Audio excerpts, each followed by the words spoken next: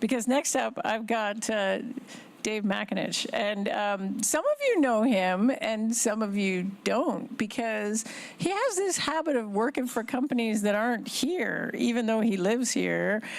So right now he's the head of marketing, strategy, and product management at a company called Fiserv. So if you're watching the basketball, you might know Fiserv because the Milwaukee team plays in a thing called the Fiserv Forum. And so Fiserv is actually a gigantic publicly traded company that does like $7.5 billion with a B revenue with 25,000 employees. They're massive. And we got the guy that runs marketing and strategy and all that stuff here. Come up.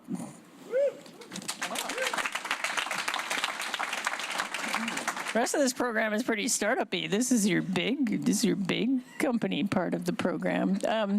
So Dave's done. Oh yeah, shoot, unicorns. Thank you. There's Dave.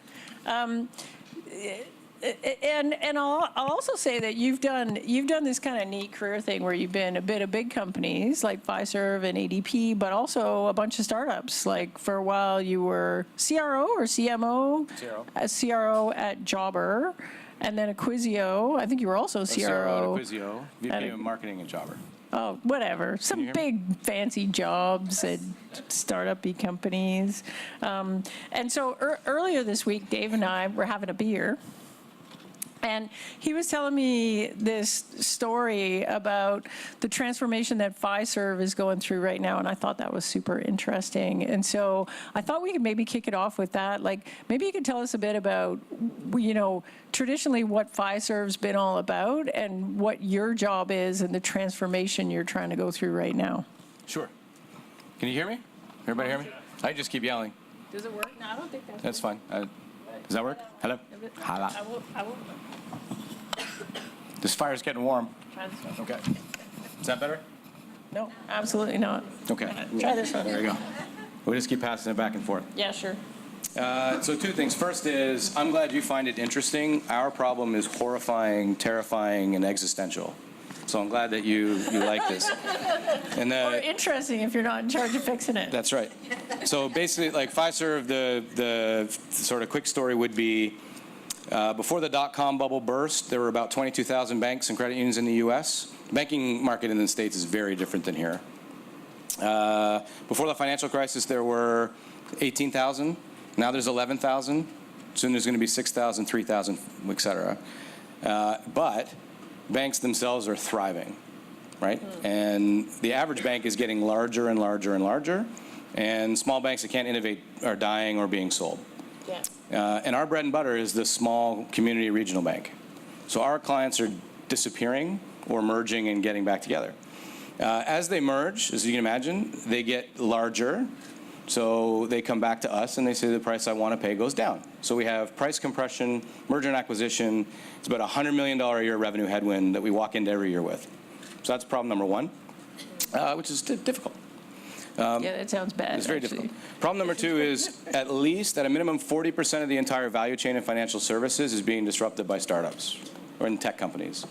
Incredibly well financed. There's 140-ish fintech unicorns in the world. And this is like who? This is like Square, Stripe, Plaid, Robinhood, Wealthfront, bunch like all the way through RegTech, real estate tech, payments, you name it. Yeah. And the real pain in the ass is like moving money from point A to point B, as some of you for sure know, is like the hardest thing in the world to do, even though it's the easiest experience for consumers. So all of those things are very difficult because that giant nut of revenue called interchange, it's like 2.5% of every dollar that travels through a pipe. It's $90 billion a year in fake money, tolls, and then toll road. That will eventually get compressed and go to zero or some other number over time too. And that's how we make our money. And we do it with on-premise mainframe-based COBOL, RPG, Sweet. IBM iSeries technology. Like people don't even know. Like it's bad enough you say mainframe and then you say iSeries and everybody's like, "What's that?" Oh yeah. It's like your baby mainframe. Nobody wants to know what that is. It's bad. So like in the States, for instance, it's very common for like a small community bank to be like a small business. 5 branches, 200 employees, family run, 130 years. 130 years in the family, God damn it, we ain't moving anywhere. That happens all the time. And so the challenge there is twofold. One is you're arguably selling to the least technically savvy buyer. And the second problem is they are pissed at you for being shitty old technology. Right. So you're kind of in a no-win casino there. Right. When you're also facing this headwind that you have to fight through every year Right. to actually just fund innovation. But you aren't actually shitty old technology. There's just a perception That's that you the perception. are. Right. Because people say things like mainframe and everyone goes, Right. Wah, wah. How Even good though could it be? It's running on that I-series thing. I'm but, sure half this building is powering stuff with mainframe. It I definitely guarantee is. it. But we wouldn't talk about it because it's so uncool. Right. And that's our positioning challenge. Yeah. So historically they call them bank cores. So 40% of every bank in the U.S. uses our system to run and build its transaction systems, bank accounts, payments, transactions, loans, you name it. 790 products in the portfolio. 790. 790 products in the portfolio. That's problem number 3. I should run out of problems. I don't know. I think it's 5 maybe. 790. 790 products. How does anybody make sense of that? Because for like bankers, we are people who look like their pets. Follow me on this one. If you go to the park and you see a dude with a bulldog, he probably looks like me, right? But if you see somebody with like a small little dog that looks like it runs, it probably looks like you. Like that's just how it works. And so we built the business with bankers selling to bankers, Right. and bankers are truffle pigs for revenue. Like if you leave a nickel in the carpet, they'll find it, right? They'll get in there and they'll go get it. So we built the entire business around being truffle pigs for revenue because we hit every problem with the product hammer. Yeah. So, and our product suite looks like point solutions that can't stand on their own, but when fit into this jigsaw puzzle, everything kind of works. Yeah. And every time the banker comes and says, I have a problem, they go, we're going to build a product. And then we just go and hit the thing with the product hammer. Yeah. And over time, you just build a massive amount of technical debt. We've acquired 180 companies over the last 15 years. So add in all the integration problems. That's one way to get to 700 and something products. Just keep buying them. Yeah, we just spent $40 billion on First Data in Did you January. hear that? They bought a company for $40 billion. Can you imagine being so big you buy companies for $40 billion? That's kind of blew my mind. But yeah. I didn't really have much to do with that. Yeah. They called me in a meeting and go, look at this. And I was like, oh, okay. That seems like a lot of money. Yeah. How many products are there in that one? No, just kidding.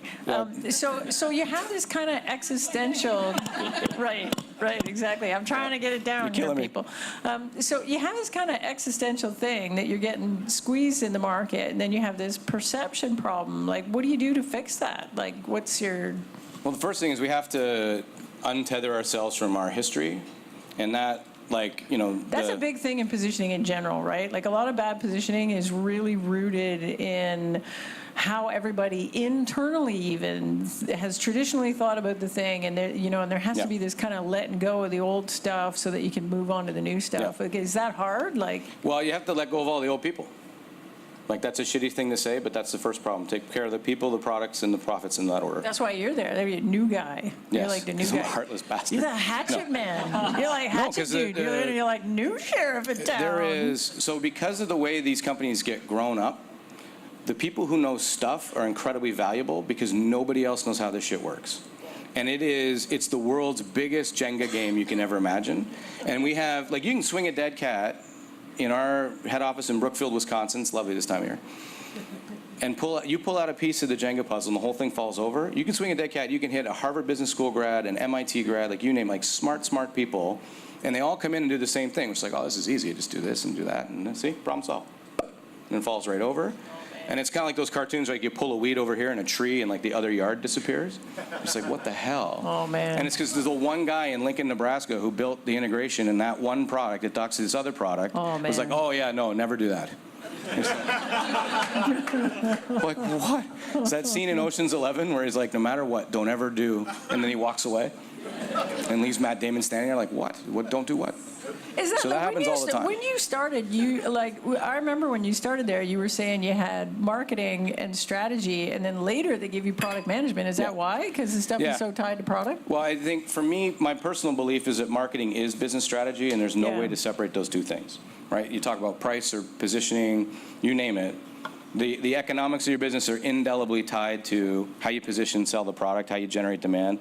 And I believe, ultimately marketing's job is to create business value, whether for your shareholders or for your VCs or whatever. And it has to be sustainable competitive advantage. In order to do that, you have to marry the go-forward product set. So all new people, re-platform, reposition. You have to marry that to the business's strategy. What's going to make it succeed in 2030 when there's only 3,000 banks left, and 2050 when there's only 1,000 banks left. And then what you do is you ring fence all the smart people. So you don't get rid of them, but you put them in positions where they're never going to get an innovation job, and they don't want one. They're the smart person who knows how the mainframe works. They know how to change an earnings code, or they know how to change a parameter, and then nothing else falls over. And you stick them in a great job, and you let them ride off into the sunset, and usually they're very happy and loyal and all those other things. And then you go out and you hire the people that can help you accelerate the business. And then you have to reposition the bit. We're in the process right now of repositioning the company. Is it hard to hire people because they think of you as stuffy old mainframe crap? Do they look at you and go, Fiserv, that's so uncool? Yeah, luckily not a lot of people know who we are, so that helps. Most people think most people think I sell a little blue pill, so that helps too. So immediately, it's Fiserv, not Fiserv. Yeah, I can see that. I get that a lot. Actually. And I worked at ADP, which everybody thought was a security company. So I'm just, as a marketer, this hurts me in my soul. Yeah. Right? You could suggest just renaming it. I'm sure that would go over good. It's $7.5 billion revenue. No, that's not going to go over well. You know what to do? They're giving me the times up sign already. Yeah, no, we can still go. They act like they're hard asses about this, but they're not really. Okay, I'm going to ask you one more. Okay. So, because I think this is interesting for people here, because I think most people here probably haven't worked at a company bigger than 25,000 employees. I mean, I got my friend from IBM over there. He's worked at a bigger one, but anybody else? Anybody work for Rogers? We got a handful. Yeah, the Rogers people. Yeah. So what do you think? You've done the startup thing and the big thing. Thinking about driving a transformation like that. What's the difference between doing it in a little company and doing it in a big company like that? So in the startups problems are the exact opposite of big company problems, but those problems, if you were to map them and measure them, would have the same relative impact. And so startups are afflicted with optionality. So you have you can go in a million different directions every day, do a million different things. This is so true. Big companies are like the sun. You're this giant mass of energy, and everything revolves around you. And so you may have let off a solar flare, and it's not a big deal, but you've just melted half a continent, however far away. And so, as a consequence of that, you have to figure out ways to, and you're a slave to your P&L, and you're a slave to your revenue model. So you have to figure out how to break out of that. And because you're a publicly traded company, the pressures of the public market are such that you're going to have to figure out a way to fund it yourself. I've never, and I was an executive at ADP for 7 or 8 years in different business units. I've been exec in different places. I've never sat in a room and someone been like, yeah, you just spend however much you like. Whereas in a startup, in many cases, they're like, here's $1 million. What are you going to do with it? I'll give you 2 if you can show me something good with it. I'll give you 5 if you can show me something good with it. And in big companies, so true. You have to figure out how to do that transformation and fund it yourself. And that's why you have to take very bold action as it relates to people in some cases. You have to be willing to shoot some of the 790 products. You have to be willing to segment in a market that's declining, which sounds easy and does real hard, because there are no new customers to acquire in some cases, so losing one is very painful. Yeah. And nobody wants to say no to a client, right? So those are the things, and then basically you just have to be doggedly determined on your 3 to 5 most important things, and no matter what happens, you will defend those 3 to 5 things until the data tells you otherwise. Yeah, that's awesome. Okay, we're out of time, Sorry. But Dave will be here, and you should ask him questions at the end. And thanks so much. Thanks for having me. Yeah.